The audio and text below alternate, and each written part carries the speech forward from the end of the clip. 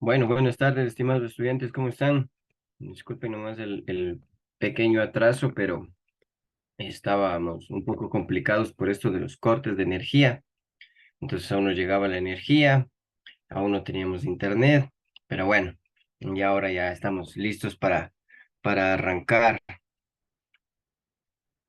A ver, me llegó un mensaje. Ya, muy bien, mi estudiante Alexandra Enríquez, no se preocupe. Y también con esto desde el partido de Liga, ¿no? También que estaban ahí. Lastimosamente, no, no nos dio la oportunidad de ver. Aquí ya se fue la luz desde las 2 de la tarde, entonces casi recién llegó. Pero bueno, ahí estamos ya para dar inicio entonces a las clases. Siempre es un gusto poder acompañarles, siempre es un gusto poder compartir con ustedes este pequeño círculo académico que hemos logrado hacer para pues conversar, charlar de algunas materias, ¿no? En especial de esta materia sociología de la educación, que es una de las materias mm, importantes, ¿sí? Para nuestro quehacer educativo.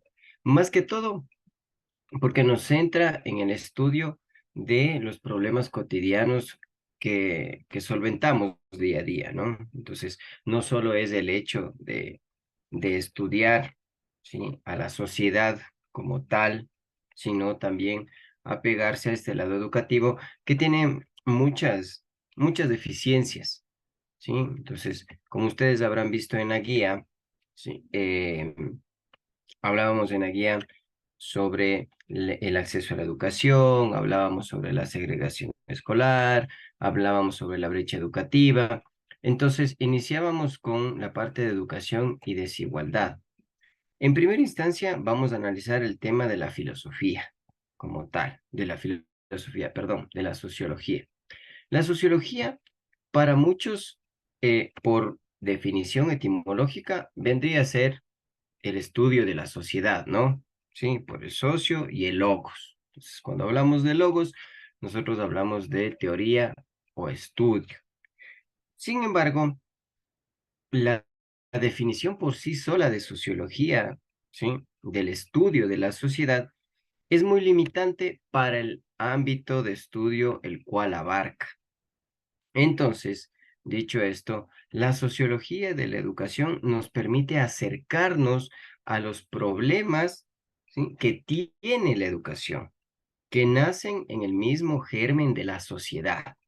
Y pues vamos a ver que son varios, ¿no es cierto? Tenemos un sinnúmero de inconvenientes al momento de ingresar nosotros al ámbito educativo. En cuanto a la sociología, no se puede hablar de una sociología, ¿sí?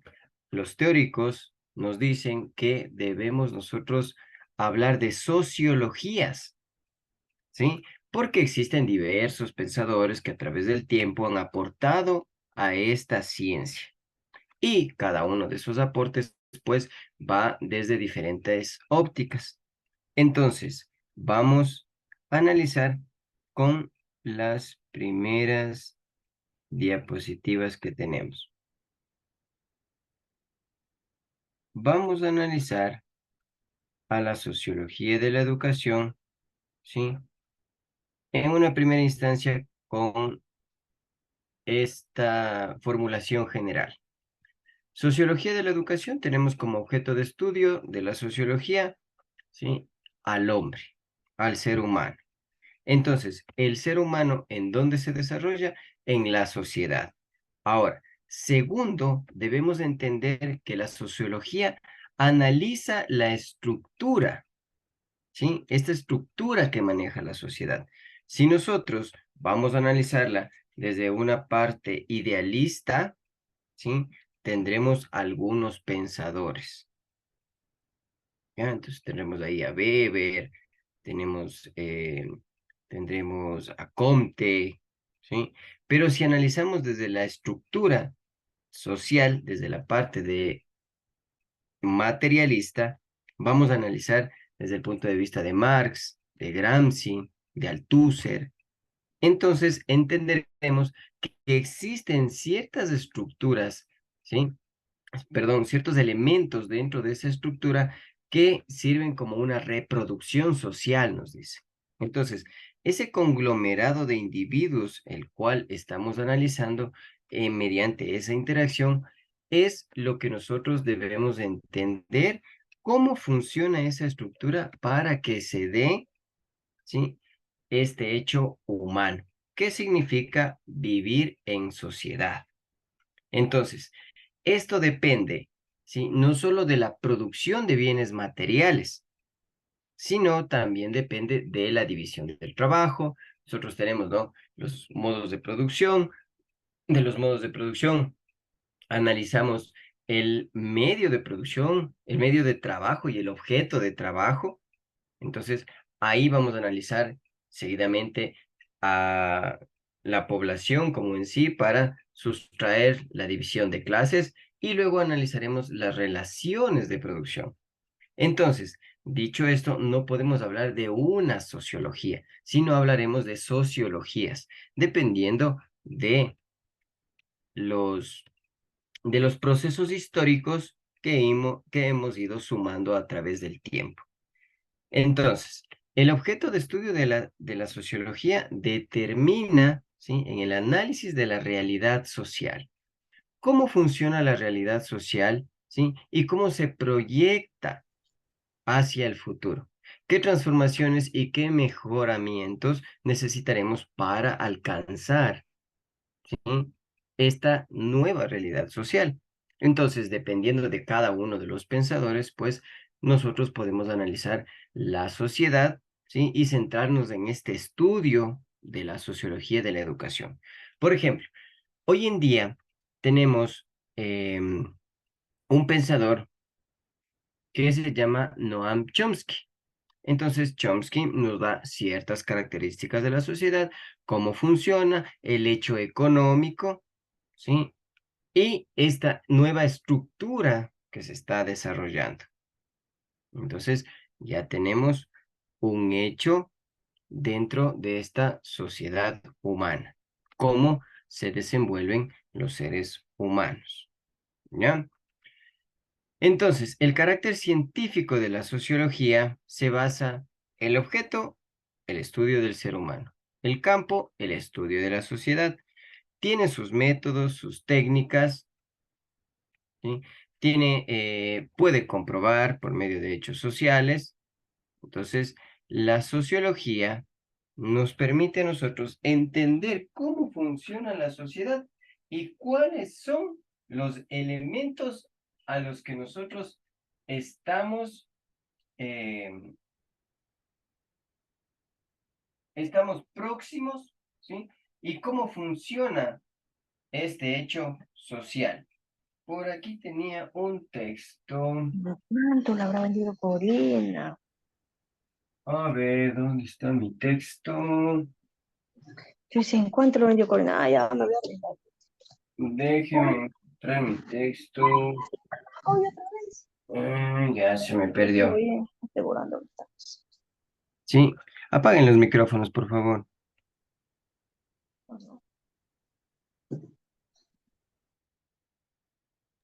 A ver, tenía mi texto, pero ya se me fue. Existen algunos métodos y técnicas para comprobar estos hechos sociales. Lastimosamente, el estudio de la sociedad no podemos generarlo dentro de un laboratorio, ¿no? Sí, como nosotros, como las otras ciencias.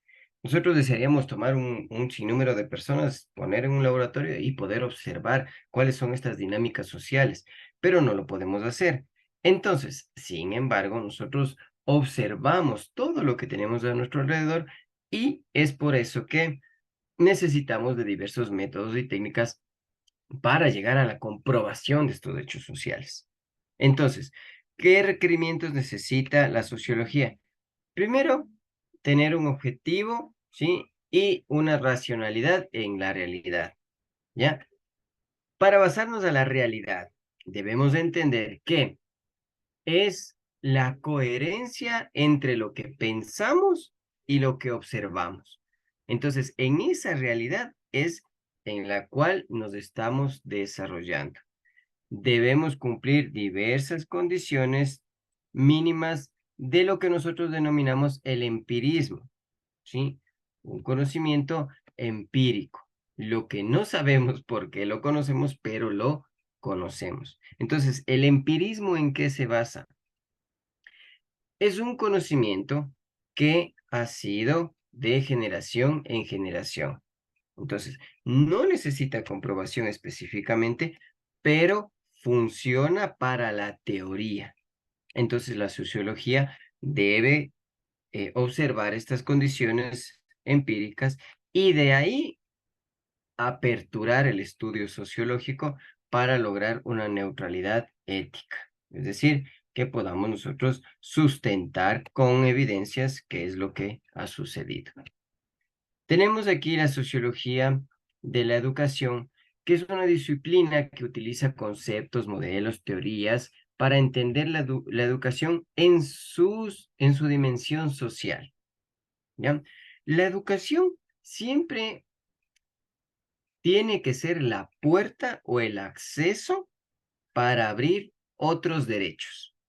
Entonces, el derecho a la educación nos permitirá a nosotros abrir esa puerta para el acceso a otros derechos.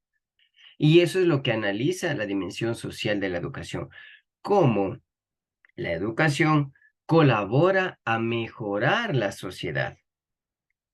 Entonces, varios pedagogos, ¿sí? Nos dan también ciertas características para mantener un equilibrio que la sociología se delimite, puesto que como es muy amplia, la sociología tenga una delimitación simplemente al aspecto de el entorno educativo.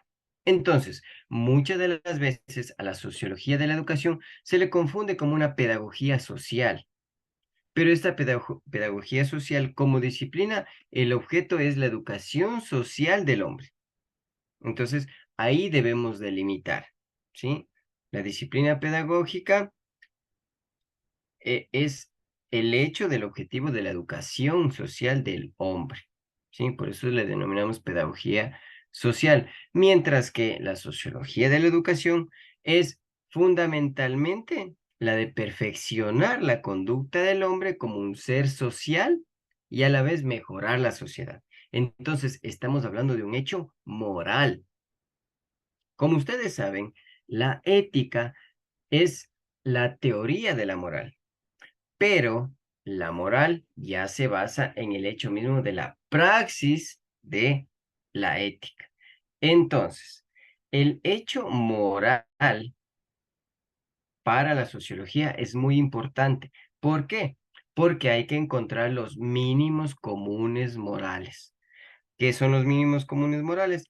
En este caso es lo que es aceptado para todos, ¿sí? Y para todas las sociedades. Entonces, eso nos permite perfeccionar. Por ejemplo, un mínimo común moral será no matar, no robar, ¿sí? Em, qué sé yo, no violar a mujeres, ¿sí? No, no traficar droga, ¿sí? Esos serían mínimos comunes morales. ¿Por qué? Porque eso ayuda a perfeccionar la conducta del ser humano, no simplemente quedarnos en el ámbito, ¿sí? De animales, sino lograr ser esos animales superiores que estamos en la escala de los mamíferos, ¿no es cierto?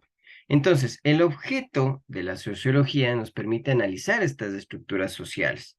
Y estas estructuras sociales sirven como reproducción de la sociedad en sí, ¿ya? Entonces, existen unos entes de reproducción ideológica. Y esa reproducción ideológica, ¿dónde se encuentra? En la familia, en la comunidad. Entonces, esos elementos son los que analiza la sociología dentro de estas estructuras sociales.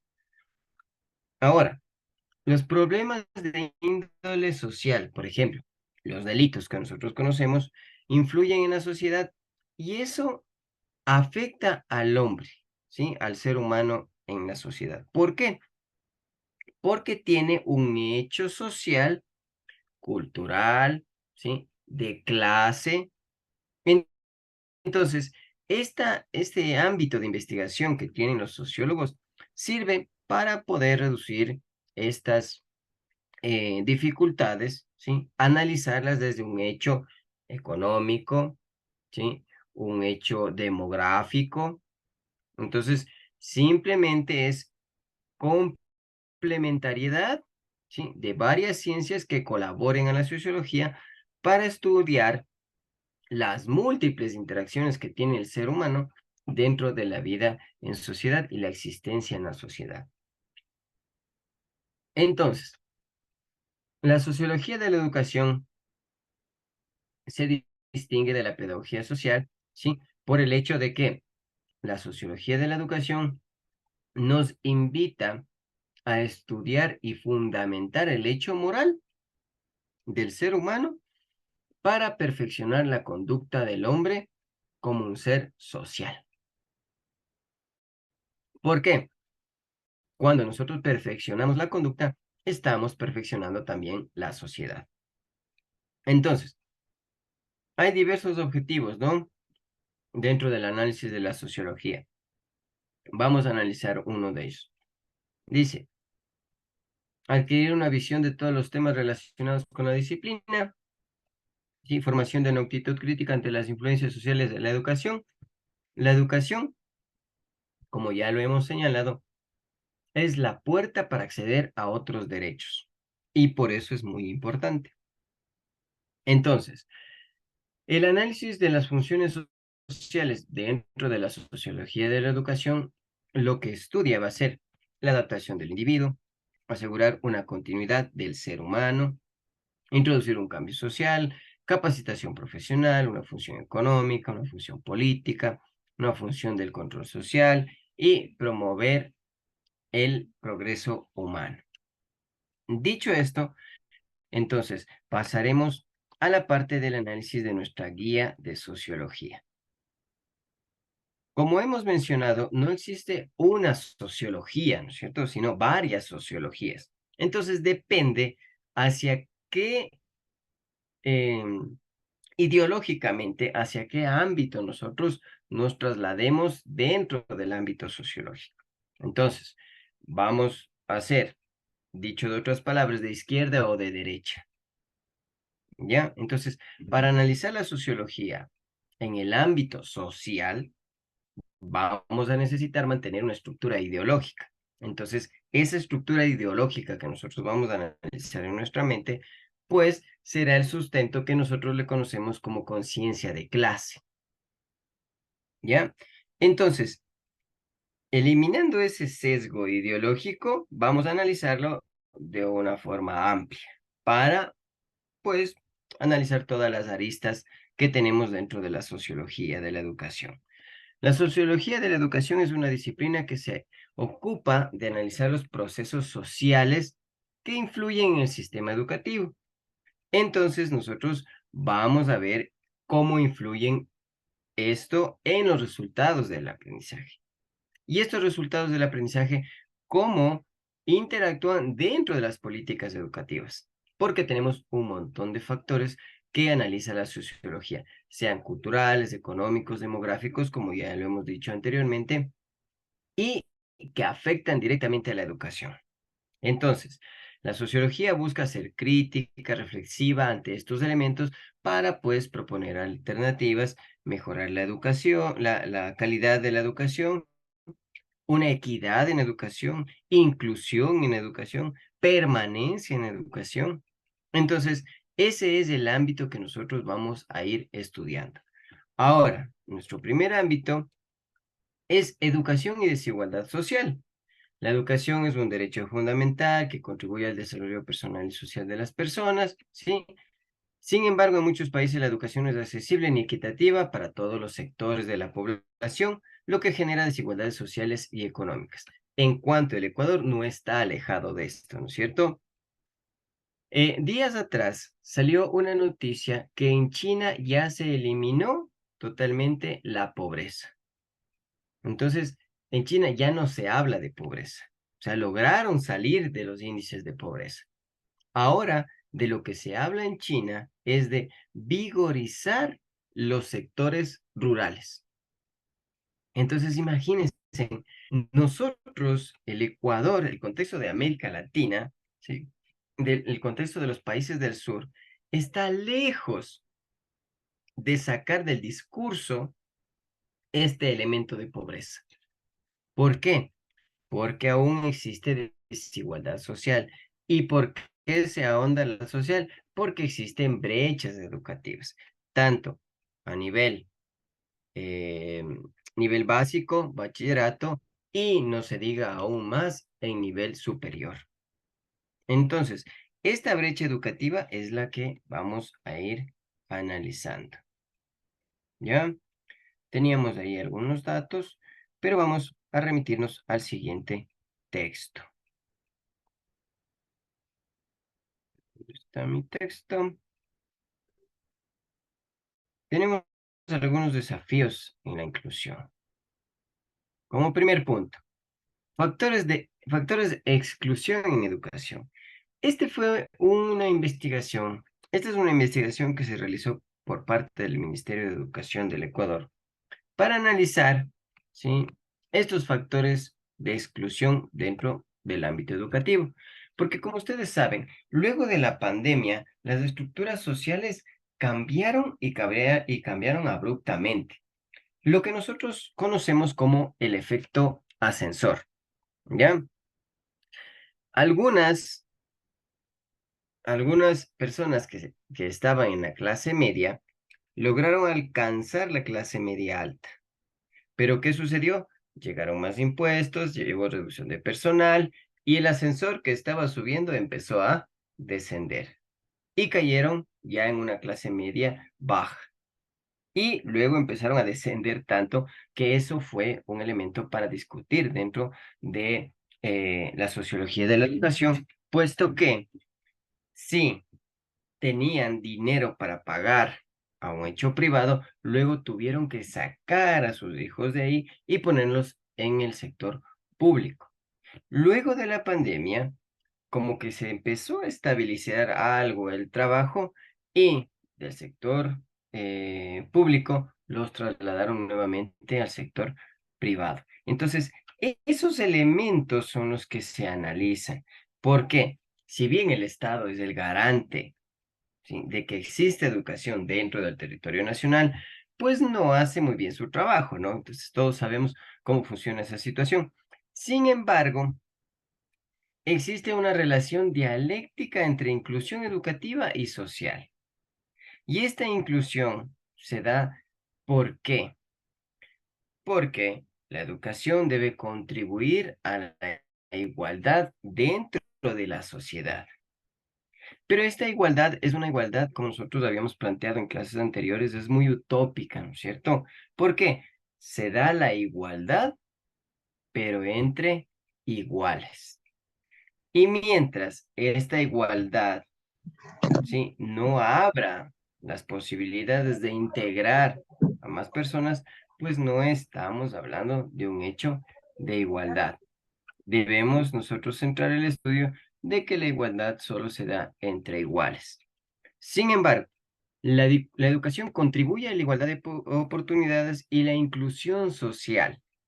Entonces, es necesario, nos dice el texto, un mínimo nivel de equidad social que garantice las casas para el aprendizaje y para que la educación sea exitosa.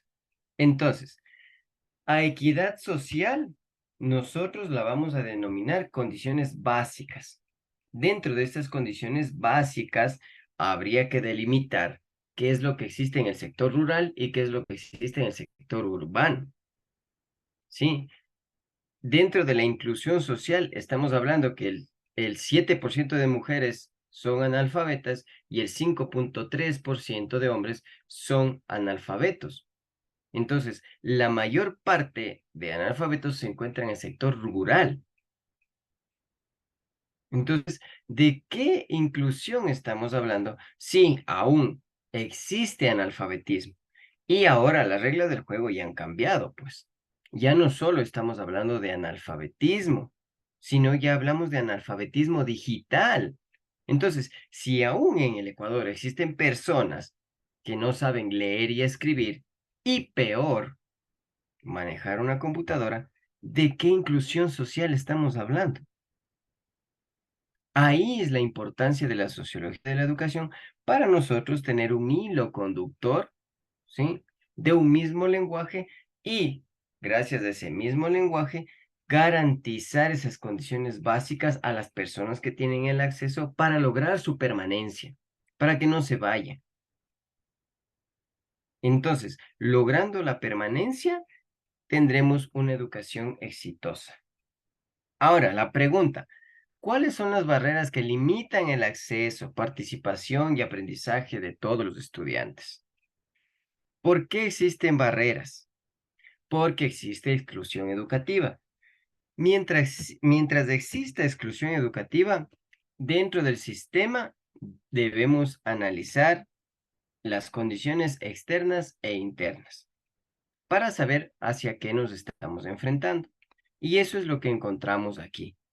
Las barreras externas y las barreras internas.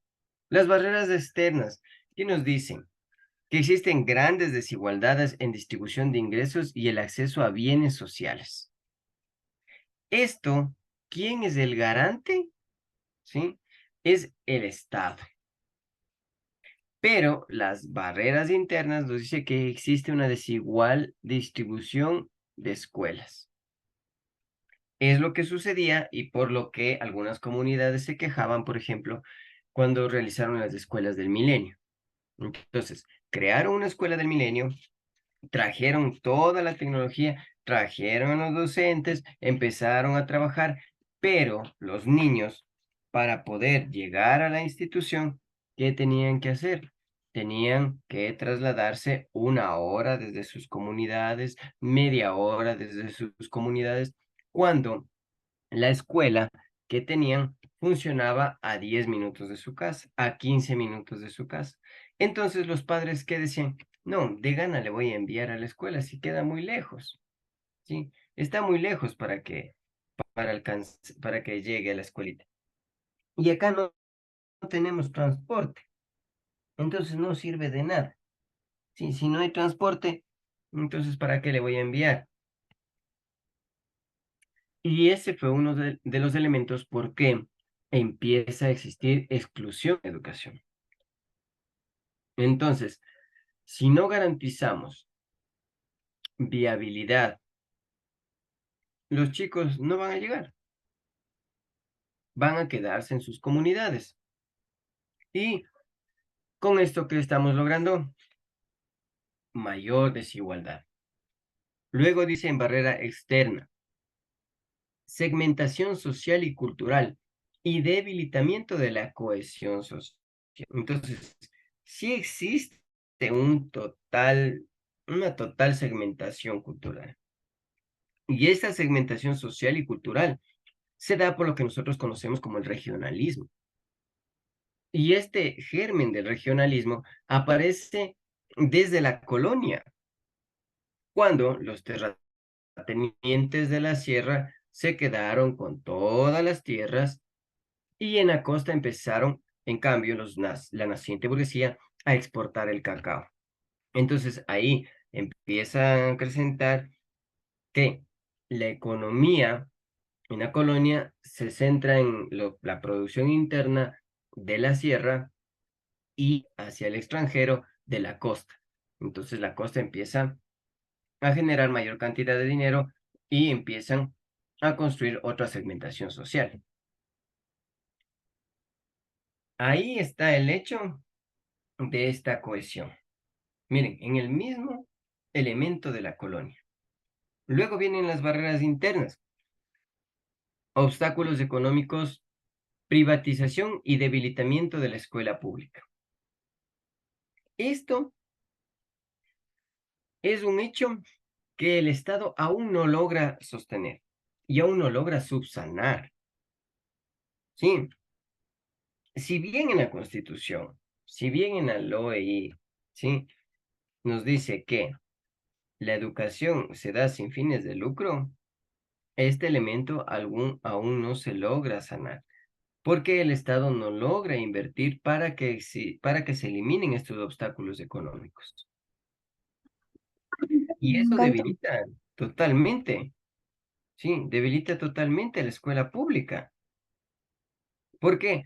Porque en infraestructura, la escuela pública va a ser inferior a la privada.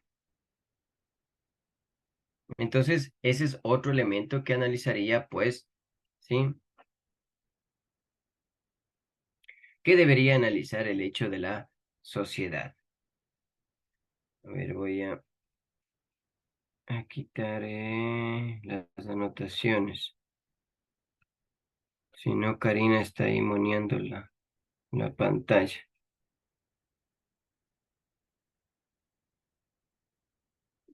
Voy a borrar estas líneas que hizo aquí. Ya.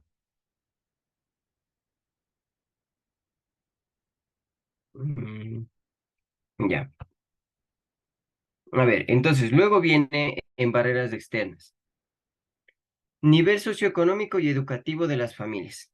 Este es un elemento también que analiza la sociología. ¿Por qué? El nivel socioeconómico no permite el acceso, ¿sí? Que nosotros desearíamos en cuanto a una educación de calidad y calidez.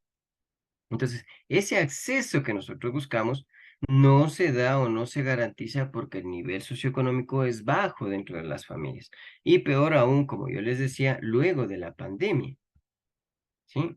Luego de la pandemia se desbordó un hecho y nos dimos cuenta que en realidad en el Ecuador, o sea, solo estábamos viviendo como en un colchoncito que no era muy, ¿cómo podríamos denominarle? Pues muy seguro, ¿sí? Y luego se empezó a desinflar. Y cuando se empezó a desinflar, ahí es cuando nos dimos cuenta que nuestro nivel socioeconómico no era el que pensábamos. Y a eso se suma la barrera interna que si existen procesos discriminatorios. Es tan especial el analizar en la actualidad que aún exista discriminación dentro de las instituciones educativas. Porque si bien nosotros manejamos una situación de interculturalidad, de diversas naciones dentro de nuestro territorio, ¿sí? No, no logramos compartir culturalmente con los que no consideramos iguales a nosotros, ¿sí? Nuevamente entramos al paradigma de la igualdad, ¿no? ¿Sí? La igualdad entre iguales. Entonces también existen procesos discriminatorios y por eso se da exclusión en la educación. Luego tenemos condiciones inadecuadas de vida y desnutrición. La desnutrición infantil sigue subiendo, sigue en ascenso en vez de disminuir. Sigue en ascenso, ¿por qué? Porque el Estado ecuatoriano aún no genera procesos para erradicar la desnutrición infantil. Entonces, esa barrera externa es muy difícil de subsanar. ¿Por qué? Porque existen condiciones inadecuadas y esto se ahonda más analizando el nivel socioeconómico de esas familias. En el Ecuador, ¿sí? Existen personas que, no vamos a decir viven, que sobreviven con $1 diario, ¿sí? De $1 a menos, cualquiera consideraría de $1 a más, de $1 a menos diario. Hay personas que solo desayunan, pero ya no almuerzan y no meriendan, porque no tienen para poder sustentar la economía de su hogar. Entonces, si yo no tengo para comer, ¿cómo voy a garantizar que mi hijo se traslade a la institución educativa? Ahí es un elemento que también debe entrar en análisis. Las barreras internas, competencia entre escuelas, presión por los resultados y sistemas de medición calidad. Nosotros estamos en un sinnúmero de indicadores de calidad, ¿no? Entonces nos siguen evaluando, seguimos ahí luchando para mantener acreditaciones y toda la situación, pero esto es lo que permite que exista competencia entre los centros educativos y aún más el sector privado pueda generar mayor influencia, ¿sí? Mayor poder económico para mejorar, ¿sí? Sus escuelas, instalaciones, ingresar, no sé, pizarras digitales, ingresar mayor tecnología en las aulas de clase, y eso es lo que permite que la competencia también sea desigual, ¿ya? Luego tenemos las barreras externas, que son los procesos discriminatorios, prejuicios, estereotipos hacia ciertos grupos sociales. Y esos grupos sociales básicamente se encuentran en la ruralidad, que por existir las capitales o los centros económicos tienen que migrar hacia la ciudad, y cuando llegan a las principales ciudades, pues tienen que garantizar el acceso a la educación de sus hijos, les envían a educarse, ¿sí? Pero este estereotipo no les permite culminar el ámbito académico. O si bien culminan el ámbito de la escolaridad regular, cuando desean ingresar, ¿sí?, a diversas universidades e institutos, pues ahí viene el otro hecho del prejuicio a estos ciertos grupos sociales, ¿no es cierto?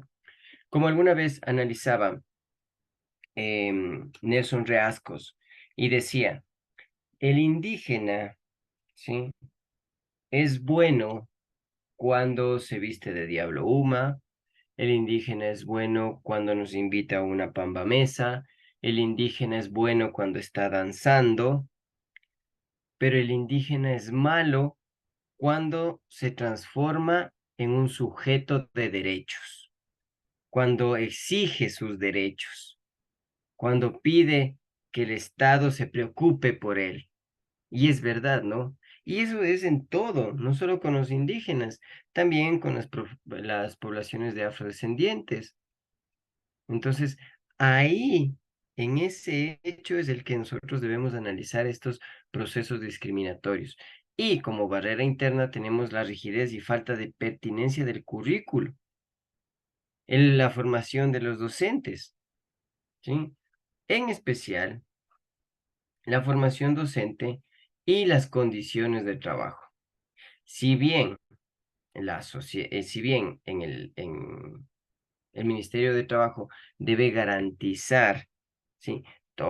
Dice que el empleador debe garantizar a su empleado todos los elementos para que se desenvuelva en su ámbito laboral. No sucede eso en muchas de las veces, ¿sí? Les dejan segregados o les mueven, ¿sí?, hacia otros elementos que no les permiten colaborarles con todo lo que se necesita para desarrollarse dentro del ámbito laboral, ¿ya? Dicho esto, entonces pasaremos ahora a los desafíos de la inclusión.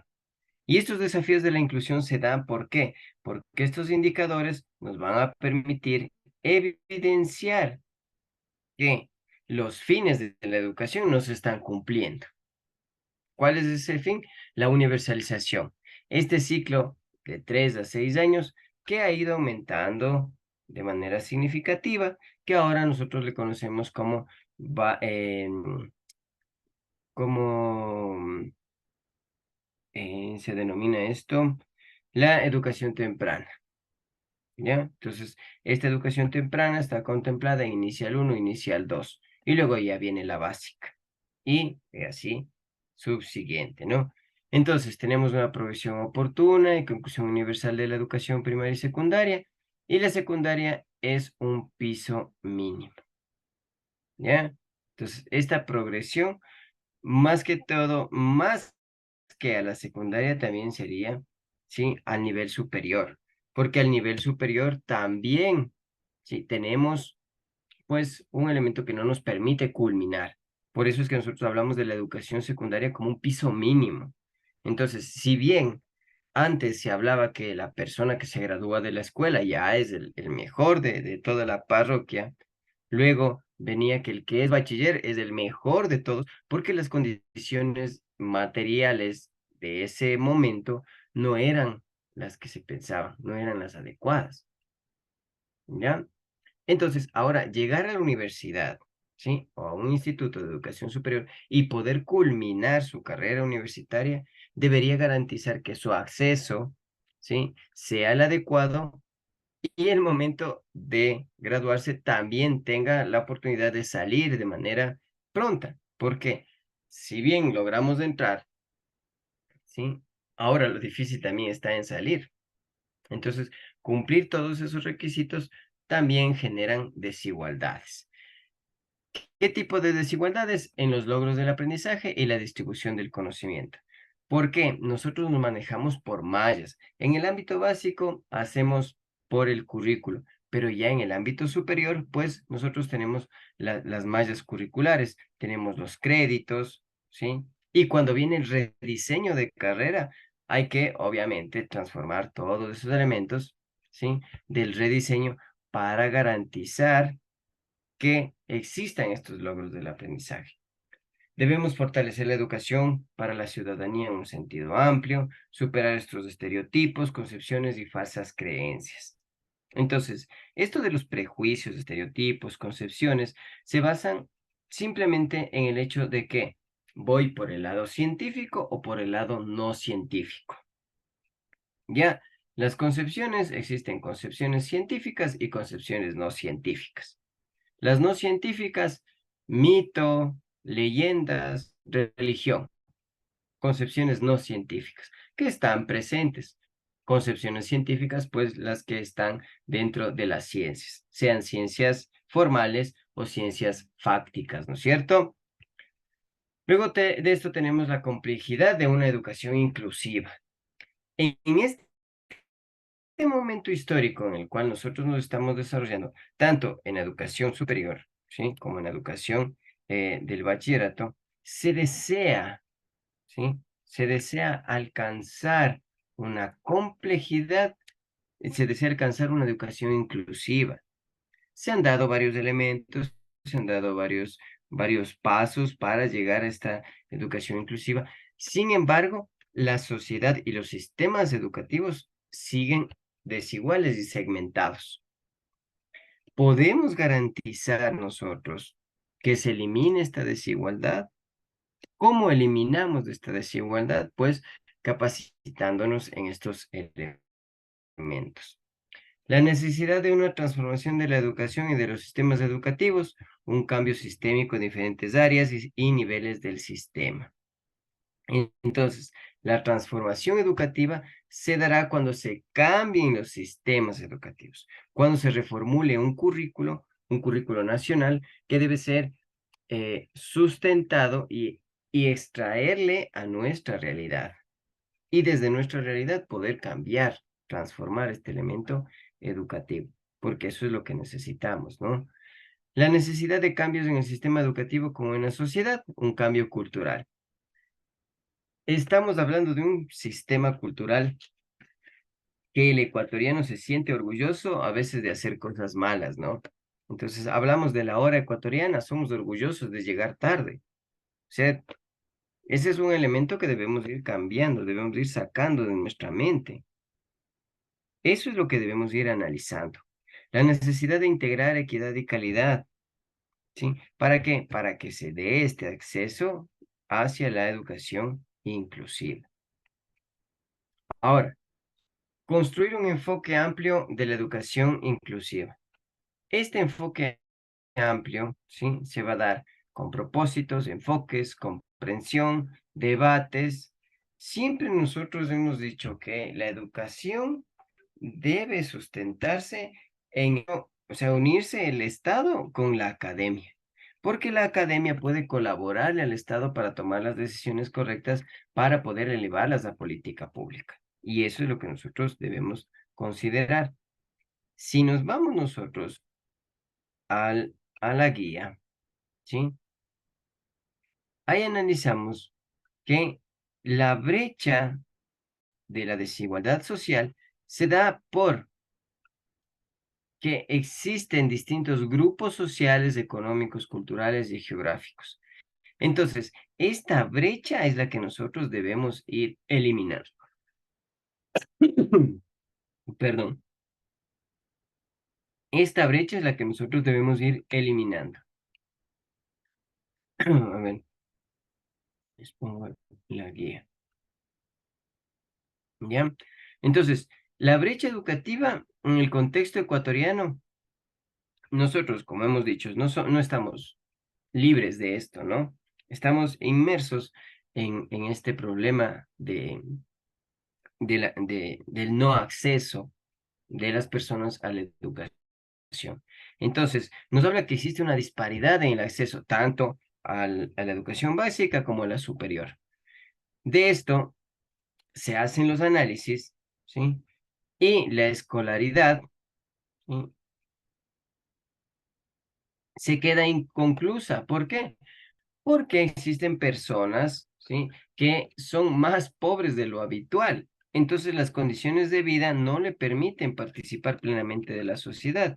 Y en el caso ecuatoriano, como nosotros habíamos señalado, ¿no? El 7% de las mujeres son analfabetas, mientras que en los hombres está el 5,6%. Y del 18% de la población, que consta desde los 17 años, no han completado la educación básica.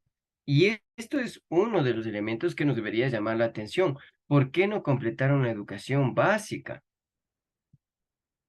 ¿Sí? ¿Qué les faltó? El acceso, ¿sí? Faltó eh, la permanencia. ¿Por qué no se logró que estas personas logren terminar la educación básica? Y el 38% no había accedido a la educación superior y en la actualidad esto ya se desbordó. Estamos llegando al 42 y al 47% de estudiantes, ¿sí? Rezagados y de los que van a llegar a dar el examen recientemente, que no pueden acceder a la educación superior. Inclusive, ¿sí? De estudiantes que se les ha otorgado un cupo en diversos institutos y cuando ya hicieron el esfuerzo de comprar su indumentaria, de comprar todo lo que necesitaban, les rechazaron el cupo. Entonces, estos datos muestran que existe todavía brechas existentes para el acceso a la educación superior, ¿ya? Entonces, existen diversas brechas como hemos analizado y las causas pueden ser múltiples, pero la mayor es el contexto económico, social, cultural. Entonces, la pobreza, la falta de recursos, infraestructura educativa, costos de matrículas, materiales escolares, necesidades de trabajo, eso es lo que se da como un factor mayoritario. Pero también existen otros factores sociales que inmersos en esta brecha educativa. Y esas son la violencia, discriminación, embarazo adolescente, la migración, desplazamiento forzado. En la actualidad, si nosotros analizamos en el sistema educativo de bachillerato, ¿sí? De secundaria, vamos a observar que de primero, segundo y tercero de bachillerato se han retirado un montón de estudiantes porque han tenido que migrar. Los principales puntos de migración, Estados Unidos y España. ¿Cómo garantizar o cómo dar un seguimiento a estudiantes para tener la garantía de que donde están, sí están estudiando? Y a nivel superior, hoy en día, los estudiantes dicen, es que voy a ir a estudiar medicina en Argentina porque en Argentina es más barato, que Argentina me dé las condiciones de estudio. Eso es lo que nos están pintando y lo que nos estaban pintando aquí en el Ecuador. Muchos ya se fueron y así como se fueron, se regresaron. ¿Por qué? Porque si bien la educación es gratuita en Argentina y uno que está en los países de la región puede acceder a esa gratuidad educativa, también los niveles de exigencia son distintos a los que se manejan acá en el Ecuador.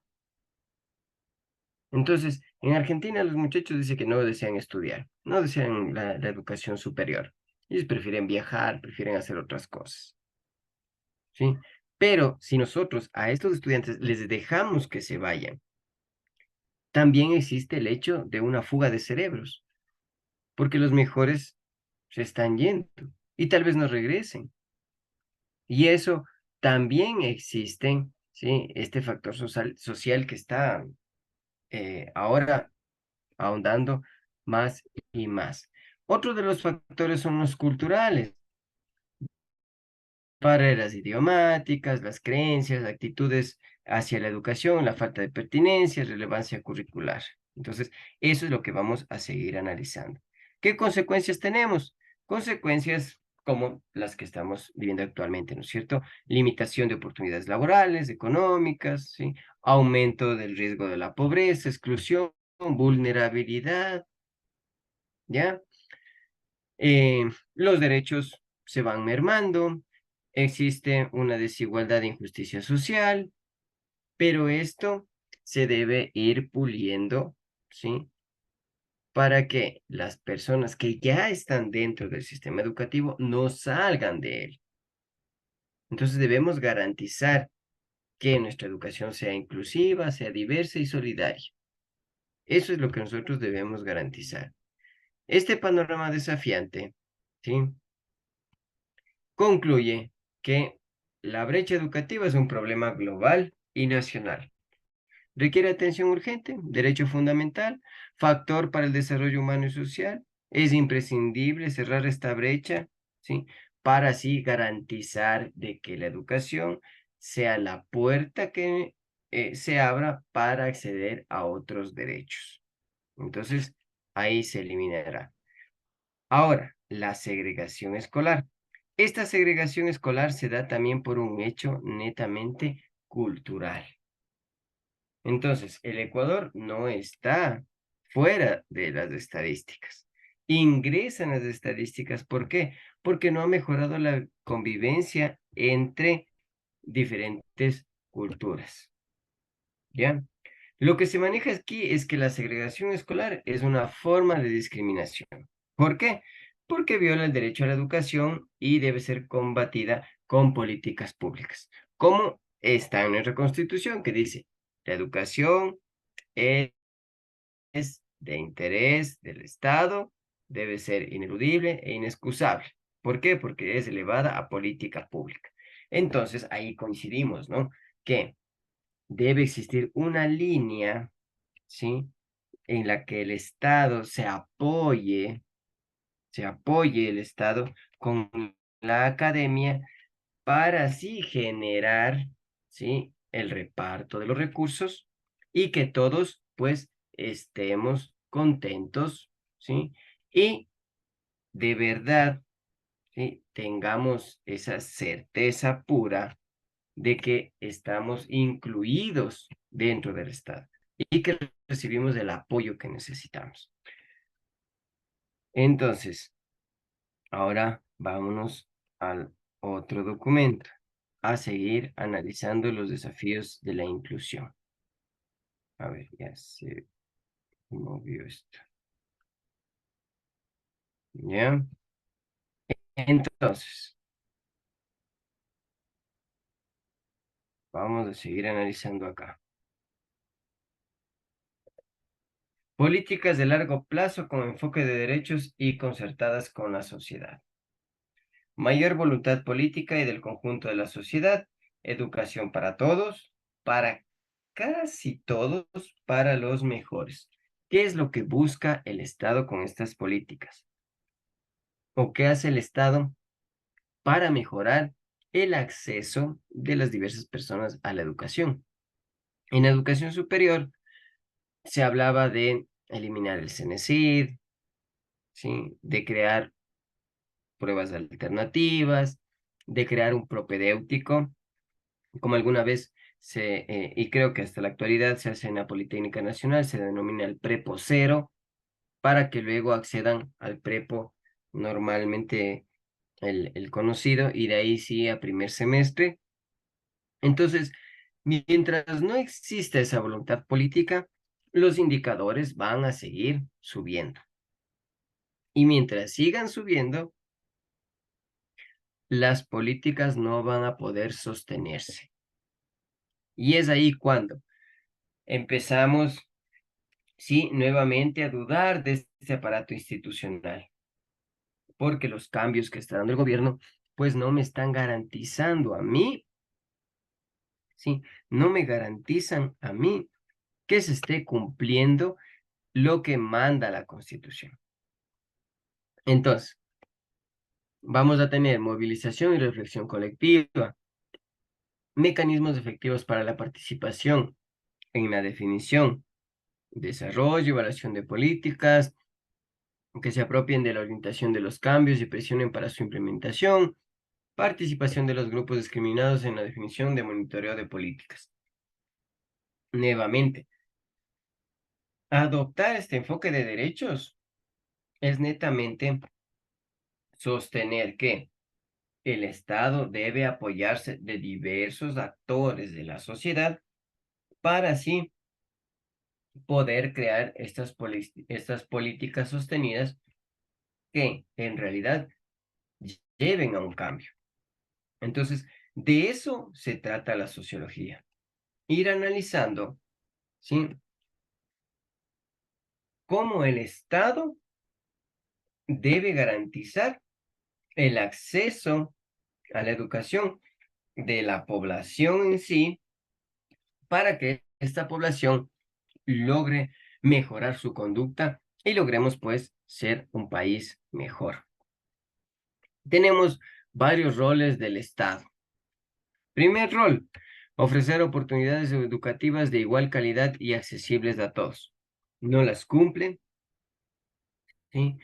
Tenemos una desigualdad en oportunidades educativas, no estamos generando calidad, ¿sí? Peor aún, accesibilidad para todos. Definir criterios básicos de calidad para todas las escuelas y mejorar la calidad de la escuela pública, ¿sí? ¿Por qué todos hablaban de ese paradigma de la educación de Finlandia? Porque ahí básicamente lo que hicieron es eliminar la educación privada. Y al eliminar la educación privada le dieron mayor énfasis a la educación pública. Entonces, las personas que tenían mucho dinero, ¿qué tuvieron que hacer? Si ya no hay escuelas privadas, enviarles a las escuelas públicas. Y al enviarles a las escuelas públicas, como ellos trabajaban para el Estado, ¿qué hicieron? Mejoraron la escuela pública.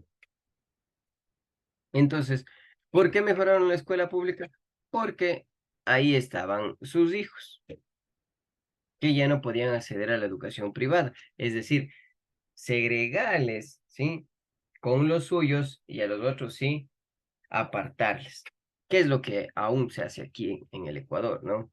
En el Ecuador existen instituciones que de pensión están cobrando 1.200 a 1.500 dólares mensuales.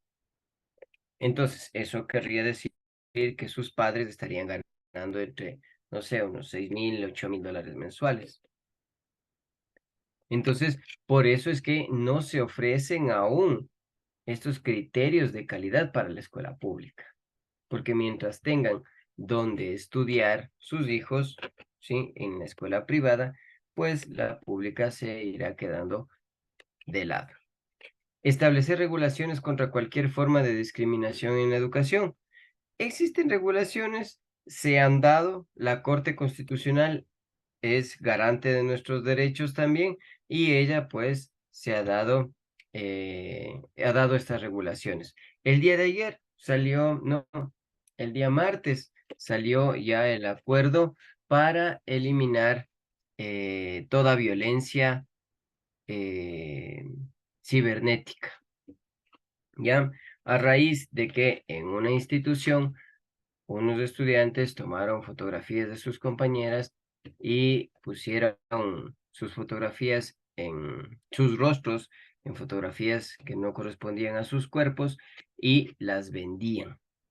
Entonces, eso generó mucha controversia y por eso ya se emitió la Corte Constitucional, ya envió los lineamientos para que el sistema educativo se ponga en alerta y de estas regulaciones. ¿Ya? Y asimismo lo ha hecho en diversos ámbitos. Fiscalización del desarrollo de políticas y programas, resultados y uso de recursos públicos. Existe la fiscalización, no se ha borrado la fiscalización. Existen, se han desarrollado políticas, pero no son las adecuadas. Hay programas y el uso de los recursos públicos, pues básicamente no han llegado, ¿no? Entonces, eso es lo que también analiza la sociología de la educación. Ahora, ¿qué más tenemos aquí? Tenemos políticas de equidad de carácter basadas en el desarrollo de las personas, mayor énfasis en medidas de carácter preventivo. Entonces, equidad, ¿sí? Esto analiza la focalización, habla de un acceso a la educación de manera gratuita, ¿ya? Y retornamos a nuestra guía. Retornamos a nuestra guía y ahí observamos que la segregación se da porque no existen estas políticas para que todos accedan a la educación. Segregación racial en Estados Unidos, por ejemplo, las minorías de estudiantes blancos, minorías étnicas, afroamericanos, latinos, ¿sí? Estas personas, dice, suelen asistir a escuelas con menos recursos, más hacinamiento y peores resultados académicos que las escuelas de los blancos. Entonces, mientras existan estas diferenciaciones entre escuelas, va a ser difícil que la educación pueda mejorar. En Francia, el sistema educativo se basa en el principio de laicidad, ¿sí? Un principio laico, que no hay injerencia religiosa dentro de las escuelas. Sin embargo, dice, este principio ha generado controversia por la prohibición del uso de símbolos religiosos como el velo islámico, ¿sí? O la kipá judía. Algunos críticos argumentan que esta medida es discriminatoria a los estudiantes musulmanes y judíos. Entonces, si hablamos de laicidad, pues debemos garantizar que todos puedan asistir porque tenemos una pluralidad religiosa. Entonces, no tenemos un hecho de segregar, ¿sí? No tenemos un sustento si estamos en una educación laica. Lo mismo sucede aquí en el Ecuador. En el Ecuador estamos hablando de laicismo en la educación. El Ministerio de Educación dice que eh,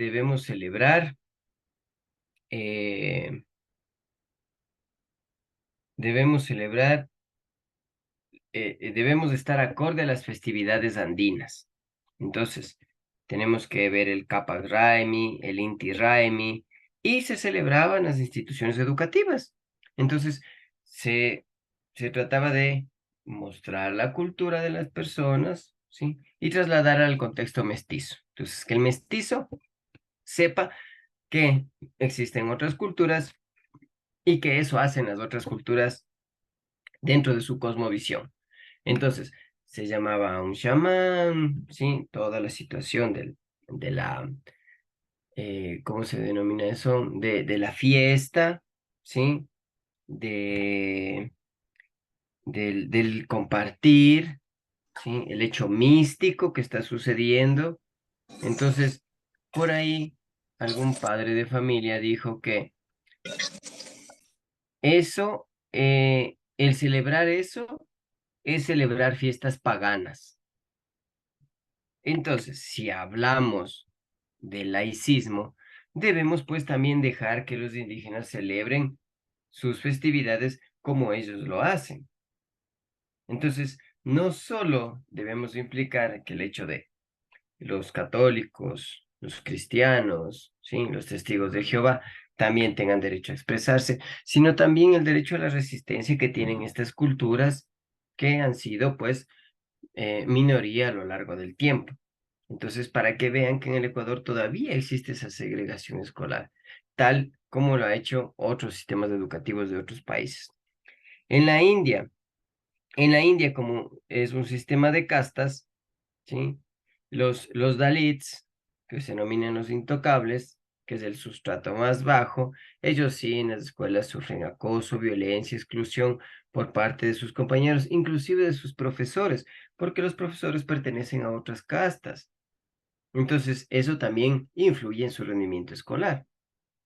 Ese es el problema de la segregación. Existen estos limitantes de esas oportunidades del acceso a la educación y obviamente va a generar desigualdad. Entonces, depende de la participación de cada uno de los actores para que se logren eliminar estas desigualdades. Aún estamos lejos de hacer eso, ¿sí? Hemos profundizado estas desigualdades a tal punto que ahora las consideramos cotidianas y las hemos normalizado. Y cuando normalizamos, ahí está el problema. No debemos normalizar esos hechos violentos dentro del sistema educativo, porque si seguimos con esa violencia dentro del sistema educativo, no estamos garantizando una educación de calidad y calidez como lo manda, pues, la Constitución. Entonces, eliminando estos elementos, ¿sí? Podremos ahí sí enfrentar este problema. ¿Cómo? Generando políticas públicas que promuevan la educación inclusiva, la interculturalidad, la calidad, ¿sí? Y sobre todo que las zonas marginadas, que hablemos de la ruralidad, puedan tener este acceso y permanencia dentro del sistema educativo. Entonces, no solo es el hecho de que, a ver, ¿quién tiene el micrófono encendido? Mm, acá, Jessica. Ya. Entonces, no solo es el hecho de que eh, exista voluntad política, sino también es el hecho de que nosotros debemos fortalecer esa educación, eh, tanto eh, de la secundaria como la superior, ¿sí? En una formación adecuada, una convivencia adecuada, ¿sí? Garantizar un acompañamiento a los diferentes estudiantes, evaluar y monitorear estas políticas públicas para reducir esta segregación escolar. ¿Qué acciones podemos realizar desde la academia? Desde la academia podemos realizar un compromiso político, social y pedagógico para todos estos actores y en especial en el ámbito superior, porque en el ámbito superior ahí es lo que va a garantizar que existan las profesiones adecuadas y estas profesiones adecuadas puedan integrarse a un sistema laboral que permita generar economía al país y sea un ingente económico para el país. ¿Por qué? Porque si no estamos llevando a profesionales al ámbito educativo, al ámbito laboral, si no estamos enviando profesionales, pues ahí básicamente la economía ya va a caer. Entonces, la sociedad civil, los padres de familia, ¿sí? Deben buscar que este acceso a la educación sea digno, equitativo, sea de calidad. Y en especial hoy en día que estamos nosotros hablando de una segregación escolar dentro del ámbito superior. En el ámbito secundario ya se están graduando, están logrando culminar su vida académica de secundaria, pero hacia el superior ya no podemos garantizar ese acceso a la educación. Ya no se está garantizando. ¿Por qué? Porque básicamente no existe la infraestructura, no existe el ingente económico necesario para que pueda seguir funcionando. Entonces no se invierte. Siempre debemos nosotros tener en claro, ¿sí? Y debemos pensar que la educación no es un gasto, ¿sí? La educación por ningún lado es un gasto. La educación es una inversión. Es una inversión, ¿por qué? ¿Por qué es una inversión?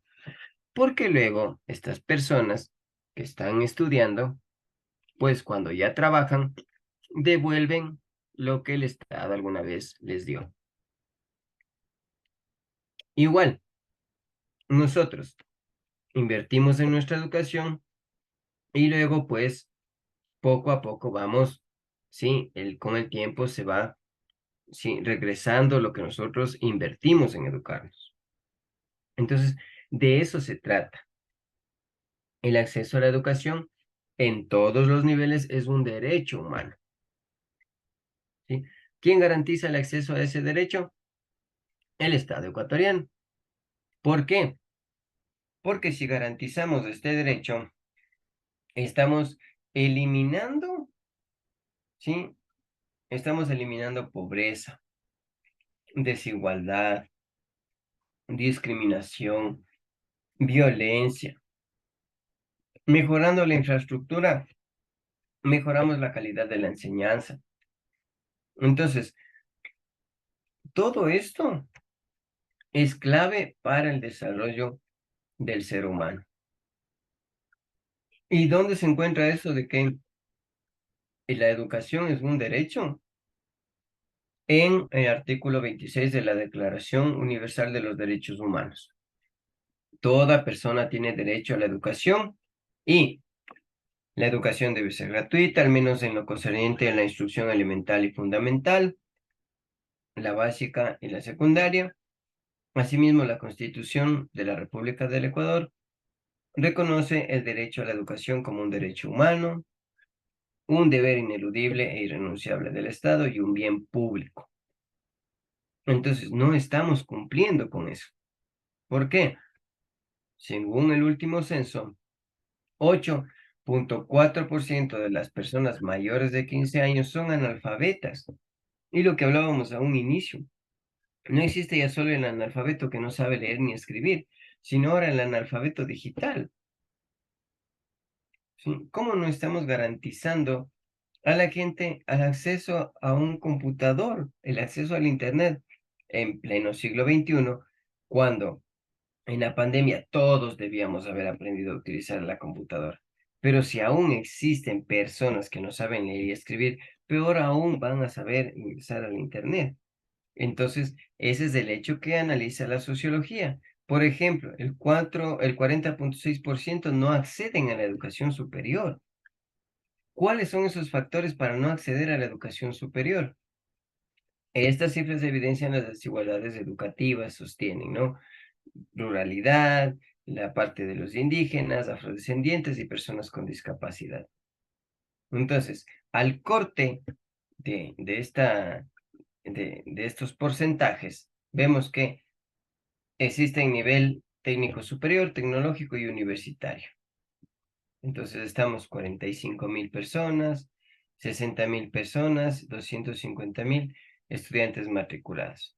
Y estudiantes sin cupo, 15.000, 20.000 y 100.000. Y estos sin cupo siguen aumentando. ¿Por qué? Porque no se ha invertido para que existan mayor cantidad de estudiantes matriculados. Entonces, el cuadro resume básicamente que la oferta educativa no es buena. La oferta educativa no es buena, ¿por qué? Porque aún tenemos problemas económicos, tenemos problemas sociales que solo se resuelven con voluntad política. Y eso es lo que va a analizar la sociología, ¿no? Y luego entramos a educación y cultura, que eso lo tenemos por acá. A ver, ya se compartió aquí. Ahora, la educación y la cultura, ya tenemos otros elementos. Cultura, sociedad y educación. La cultura como sustrato de los modelos educativos. Cultura es la manifestación del ser humano, ¿sí? Cultura es cómo se manifiesta el ser humano, cómo se muestra hacia los demás. Entonces, esta cultura, el mostrarse hacia los demás, está sustentada en los modelos educativos. Entonces, ustedes dirán, es que antes la educación era mejor. Hoy no existe educación. Entonces, hoy en realidad el aprendizaje es el que se ha ido transformando. Entonces, por ahí hablamos de padres helicópteros, hablamos de padres algodón, ¿sí? Entonces, esas terminologías nos permiten entender que en la antigüedad, en realidad, el modelo educativo, si bien no era tan bueno, lo que ayudaba era memorizar las cosas, ¿sí? Y eso es lo que hoy ya no se sostiene como tal. Por eso es que el modelo educativo actual está en constante cambio. Y si ustedes analizan, para responder una pregunta de un examen de base estructurada, en realidad hay que leer, en realidad hay que saber. porque si no vamos a responderlo mal. Entonces, no es que la educación sea menor que antes. La educación es más crítica que antes. Entonces, antes no podíamos preguntar, hoy ya podemos preguntar. Y eso es lo que ha cambiado el modelo educativo. La economía como factor determinante en la educación. Antiguamente existía menor presupuesto para la educación. Hoy se quiere sumar el presupuesto, aunque existen reducciones, ¿sí? Todavía lo que se pretende es que se siga aumentando. Luego vienen las concepciones de la vida y de la sociedad y su implicación en la filosofía de los modelos educativos. Entonces, ¿cómo se implica esto en los modelos educativos? Desde el mismo hecho de los padres. Ahora, la más importante dentro de la cultura, la sociedad y educación, ¿sí?, son los intereses políticos en el currículo. Sí, como ya lo hemos analizado en anteriores clases, el currículum es el hecho importante, ¿sí? Es en donde nosotros sustentamos a la sociedad, en donde está nuestro germen cultural. Pero si nosotros lo copiamos y no lo traemos a nuestra realidad, no vamos a responder, ¿sí?, a lo que el Ecuador necesita. Entonces, ese es el interés político, que no todas las personas logren terminar sus estudios, ¿sí?, tanto de secundaria como superiores. ¿Para qué? Para garantizar la mano de obra barata dentro del territorio nacional y en el exterior, porque muchos no se van a quedar aquí a trabajar, se irán al exterior a trabajar. Luego tenemos que la cultura es el conjunto de todas formas de expresión de una sociedad determinada. Entonces, mostrarse como, mostrarse tal cual es el ser humano. Esa es la cultura. Y al mostrarse tal cual es el ser humano, tenemos las costumbres, las prácticas, los códigos, normas, reglas, ¿sí?, religión, comportamiento, creencias. Tenemos el lenguaje, ¿sí?, normas morales, organizaciones sociales, políticas, ¿sí? Una serie de elementos que nos permiten entender la cultura, cómo el ser humano se va desarrollando culturalmente, ¿sí? Cómo el ser humano nos permite entender cómo el ser humano, dentro de estas creencias, costumbres, manera de ser, pues se va desenvolviendo en el hecho social. Por ejemplo, podemos analizar sociológicamente las festividades de cada uno de los sectores donde nosotros vivimos, ¿sí? Ahí tenemos, por ejemplo, la diablada pillareña, tenemos la mama negra,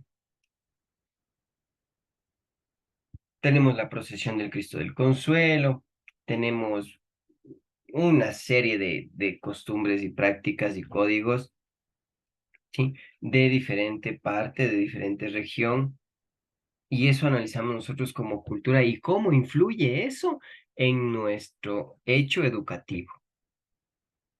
¿Cómo influye eso en nuestro hecho educativo? Nosotros la vamos a llamar enculturación.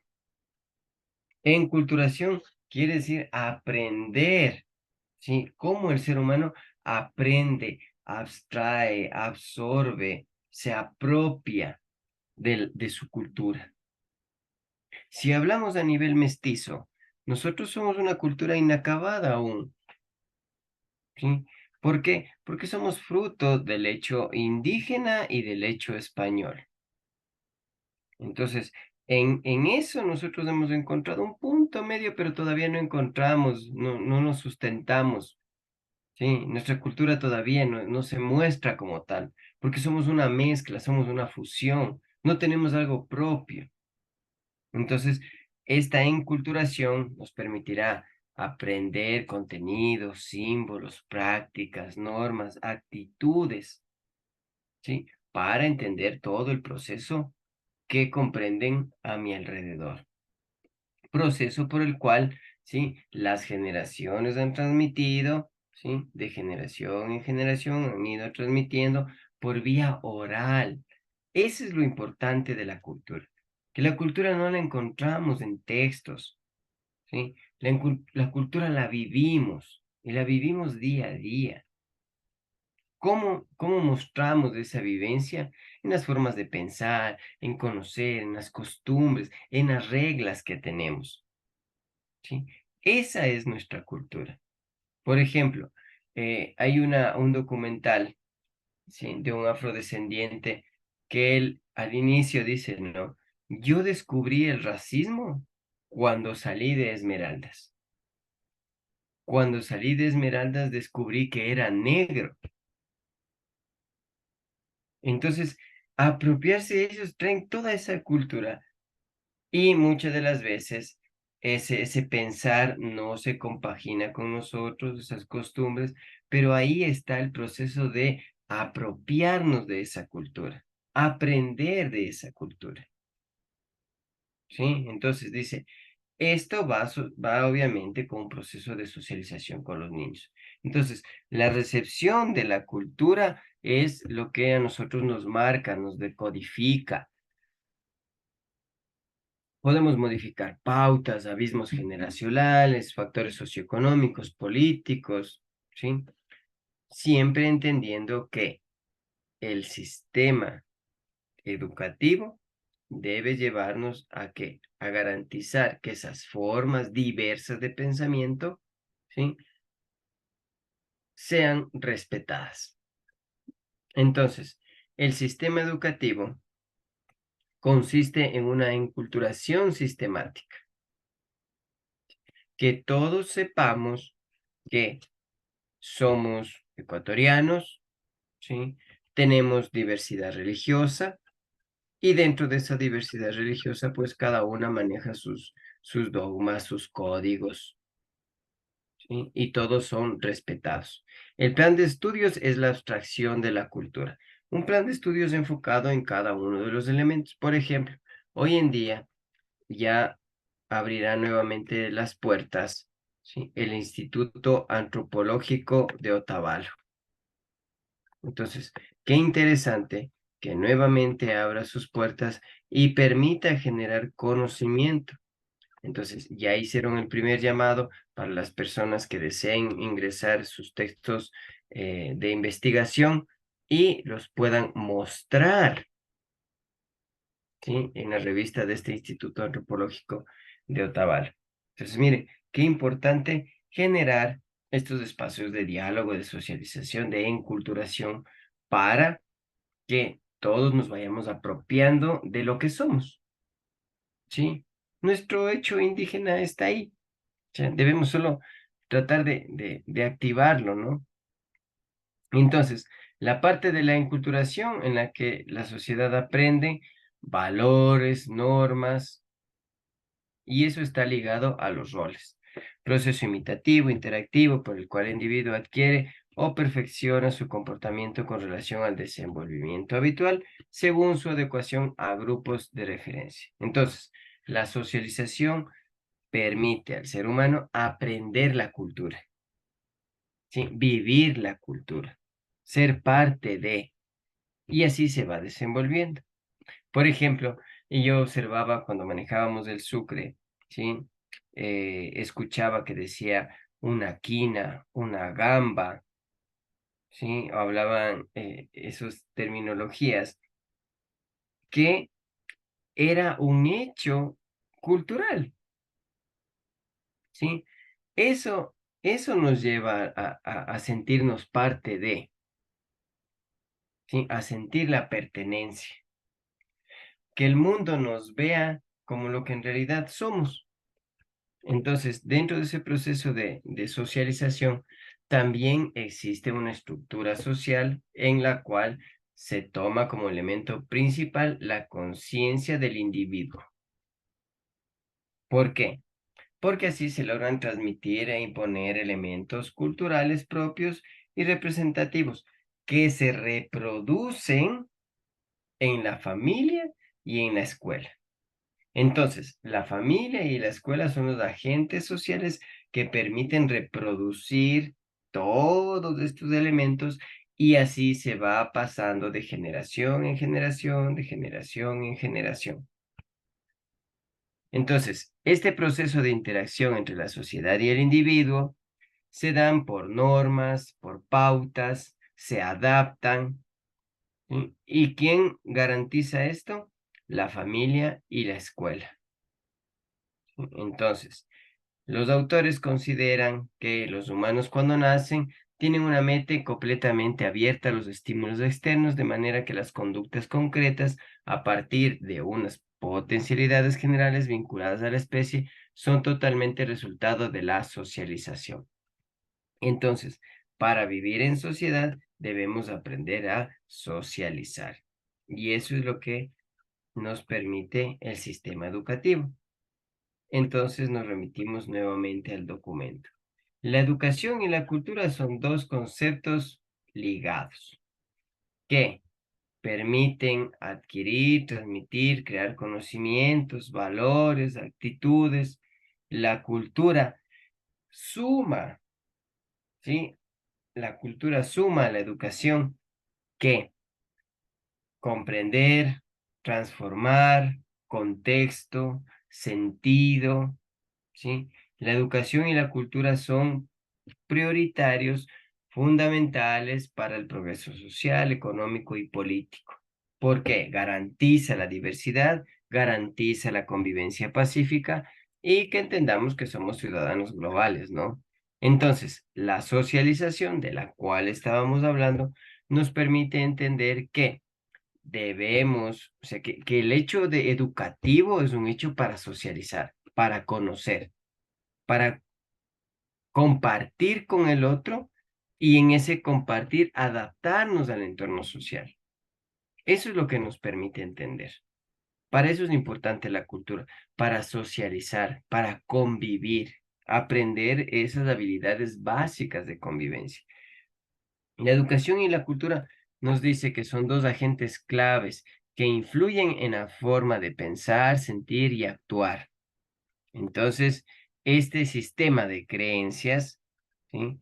Que nosotros impartimos en la escuela, que impartimos dentro de la familia, nos permite entender, ¿sí? Y promover información, orientación, evaluación, reconocer el desarrollo y el comportamiento deseable, ¿sí?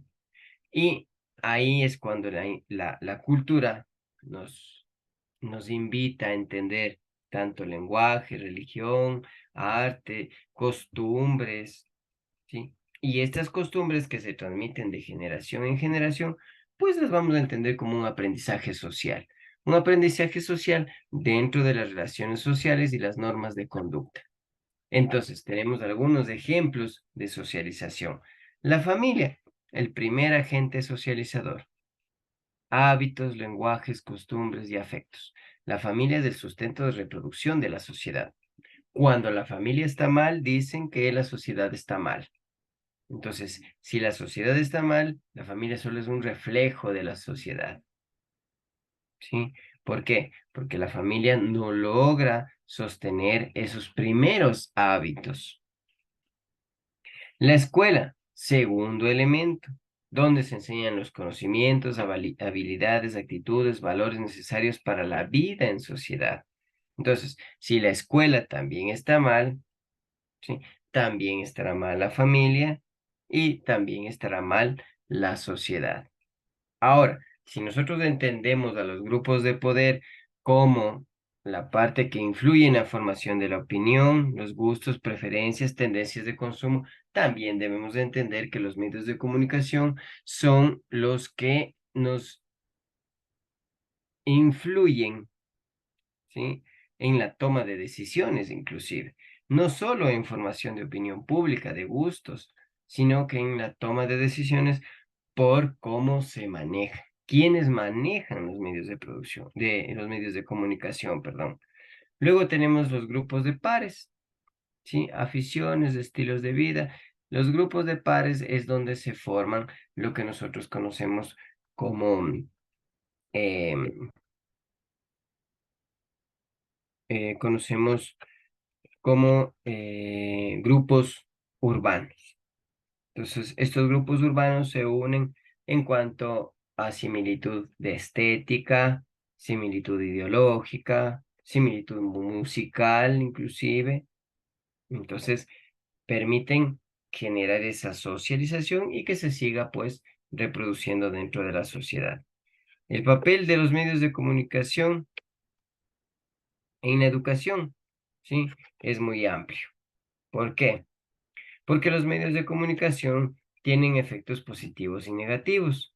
Un efecto negativo de los medios de comunicación puede ser que transmiten información sesgada, información que solo es aceptada por el dueño del medio, ¿sí? O por la persona que da mayor ingente económico.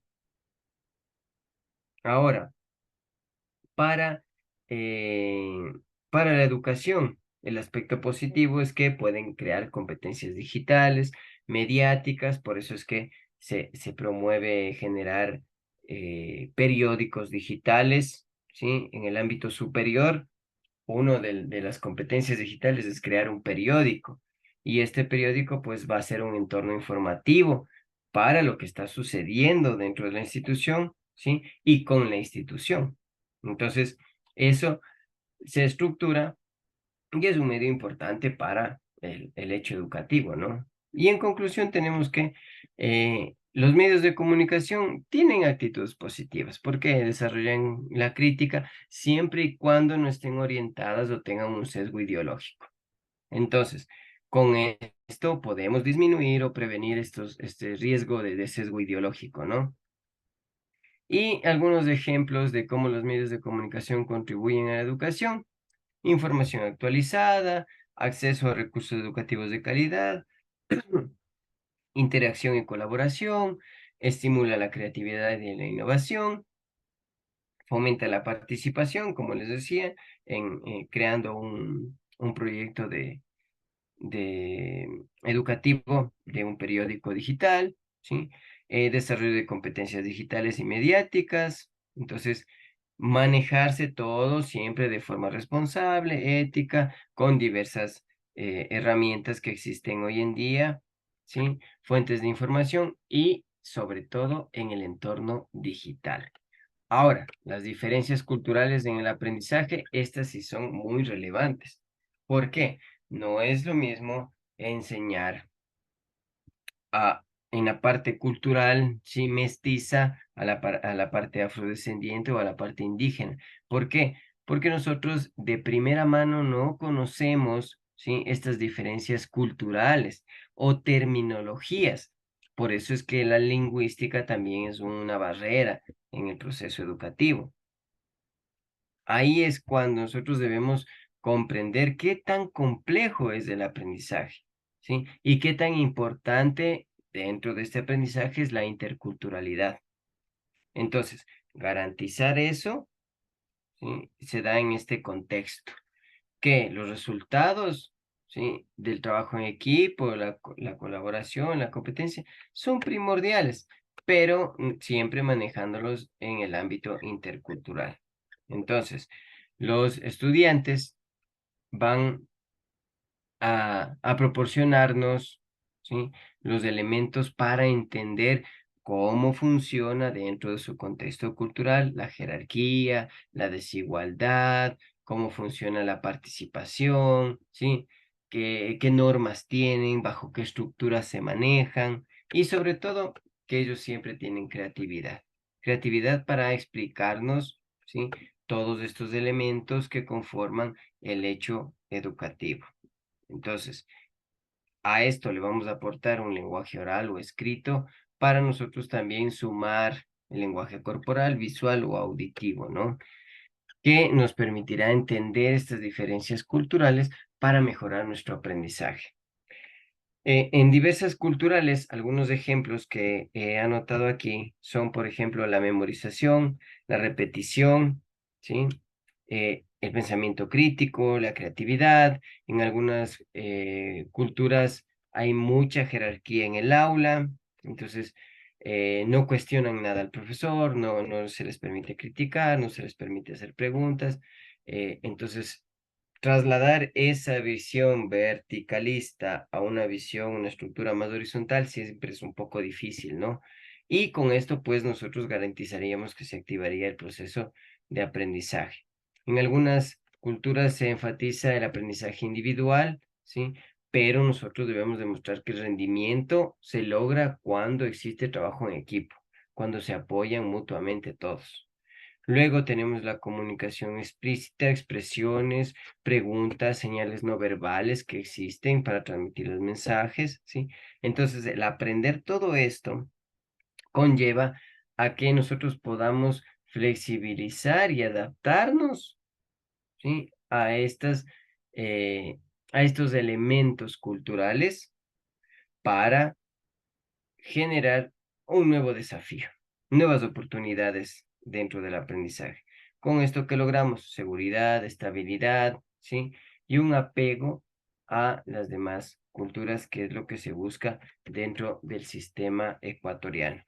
El tercer tema lo vamos a analizar la siguiente clase, igual el de la unidad 4, que ya estaríamos ingresando a lo que se define como educación y género, ¿no? Entonces, dicho esto, pues, alguna pregunta, alguna duda que tengan, si no, pues ya daríamos por terminada la clase, ¿sí? Entonces, ha sido una jornada muy gratificante.